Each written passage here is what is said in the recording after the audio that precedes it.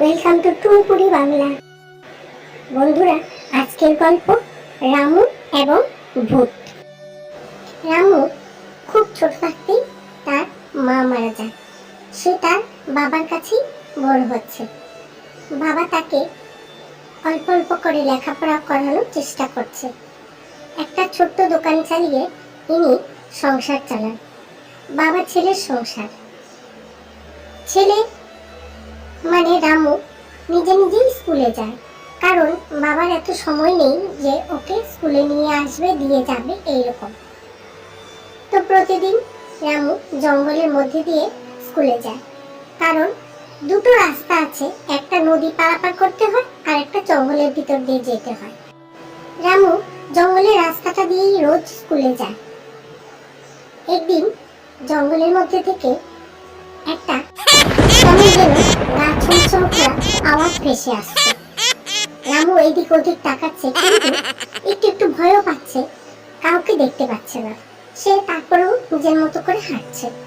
হঠাৎ একটা আওয়াজ ভেসে এলো, এই ছেলে, তুই এদিক দিয়ে কোথায় যাস? রোজ রোজ এদিক দিয়ে যাস? রামু বলে উঠল, আমি তো স্কুলে যাই। আবার আওয়াজ ভেসে আসে, তুই এদিক দিয়ে যাবি না। রামু বলে, কেন যাব না?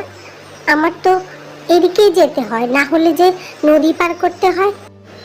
রামু জিজ্ঞাসা করে, তুমি কে গো?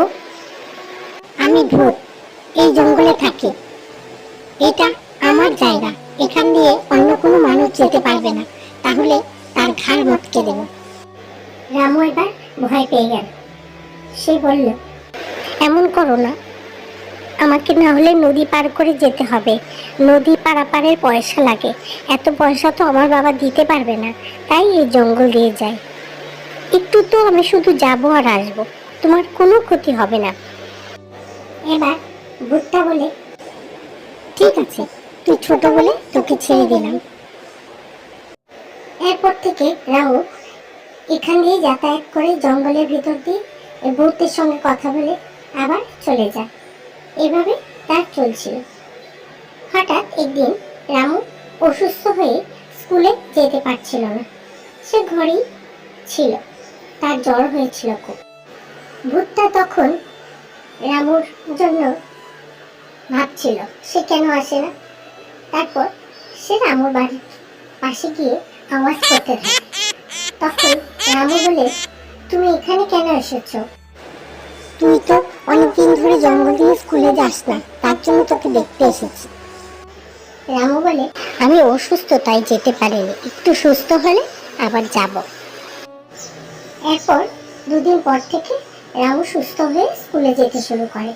তখন ভূতটা রামুকে বলে, তুই যে জঙ্গলে আসছিলি না, আমি তোকে খুব মিস করেছি, কারণ আমার সাথে তো কেউ কথা বলে না, একমাত্র তুই কথা বলিস।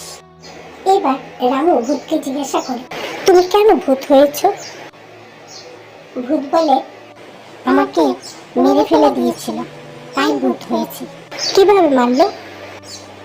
আমি জঙ্গল দিয়ে যাচ্ছিলাম, ডাকাত দল আমার কাছ থেকে টাকা পয়সা লুট করে আমাকে মেরে ফেলেছে। এখন আমি ওদেরকে বদলা নেওয়ার জন্য অপেক্ষা করছি। ওদেরকে মারবো, তারপর আমি শান্তি পাবো। তখন রামু বলে, কেউ যদি অন্যায় করে তাকে তুমি শাস্তি দেবে কেন? তুমি ক্ষমা করে দাও, ভগবানই ওর শাস্তি দেবে। ভূত বলে, না, ও আমাকে মেরেছে, ওকে আমি মারব। রামু তখন বলে, দেখো, আমাদের স্কুলের শিক্ষকরা আমাদের শেখায় কেউ অন্যায় করলে তাকে ক্ষমা করে দিতে হয়, না হলে ওদের মধ্যে আমাদের মধ্যে আর তফাৎ রইল না। তুমি ওদেরকে ক্ষমা করে দাও, তাহলে তুমি মুক্তি পেয়ে যাবে। ভূতটা তখন চুপ করে থাকে, রামুর কথাগুলো মন দিয়ে শুনে। এরপর কয়েকদিন কেটে যায়। রামু স্কুল থেকে একদিন বাড়ি ফেরার সময় দেখতে পায় ওর বাড়ি থেকে দুটো দুষ্ট লোক বেরোচ্ছে। রামু ভাবলো, এই লোকগুলি আবার কোথা থেকে এলো? এরা তো দুষ্ট লোক, ওদেরকে তো দেখলেই বোঝা যায়। এরা আমার বাবার কাছে কেন এসেছিল? এরপর রামু ঘরে গিয়ে ওর বাবাকে জিজ্ঞাসা করে, বাবা, আমাদের ঘরে দুটো দুষ্ট লোক কেন এসেছিল? তখন ওর বাবা বলে, এদেরকে একটা ভূত কাল রাত স্বপ্নে দেখিয়েছে যে রামুর জন্য ওরা ক্ষমা পেয়েছে, না হলে ভূতটা ওদেরকে মেরে ফেলতো। এরা তাই তোকে ধন্যবাদ দেওয়ার জন্য আমাদের বাড়ি এসেছিল এবং আমাকে বলে গেছে এরা এবার থানায় গিয়ে আত্মসমর্পণ করবে এবং এরা যে ওই লোকটিকে খুন করেছে সেটাও বলবে। হ্যাঁ বাবা, একটা ভূতের সঙ্গে আমার বন্ধুত্ব হয়েছে। সেই ভূতটি আমাকে বলেছিল এদের কথা। তখন আমি ওকে বারণ করেছি, বলেছি ওদেরকে ক্ষমা করে দাও, তাহলে তুমি মুক্তি পেয়ে যাবে। বাবা চলো, সে ভূতটার সঙ্গে তোমাকেও পরিচয় করিয়ে দেব। রামু তার বাবাকে নিয়ে সেই জঙ্গলের মধ্যে যায়। গিয়ে ভূতটাকে অনেক ডাকাডাকি করে, কিন্তু ভূতটার আর কোনো সাড়া শব্দ পাওয়া যায় না। তখন রামুর বাবা রামুকে বলে, দেখ, সেই ভূতটার মুক্তি পেয়ে গেছে, তাই এখন আর আওয়াজ করছে না। রামুর একটু কষ্ট হয়েছিল, কিন্তু তাও সে খুশি যে ভূতটা মুক্তি পেয়েছে। বন্ধুরা, এই গল্পটি থেকে শিক্ষা পাওয়া যায় যে কেউ যদি অন্যায় করে তাকে ক্ষমা করে দিতে হয়। অন্যায়কারীর শাস্তি ভগবান নিজেই দেয়। বন্ধুরা, ভিডিওটি ভালো লেগে থাকলে লাইক, শেয়ার ও সাবস্ক্রাইব করে দেবে। দেখা হবে পরের আরেকটি ভিডিওতে। Bye bye.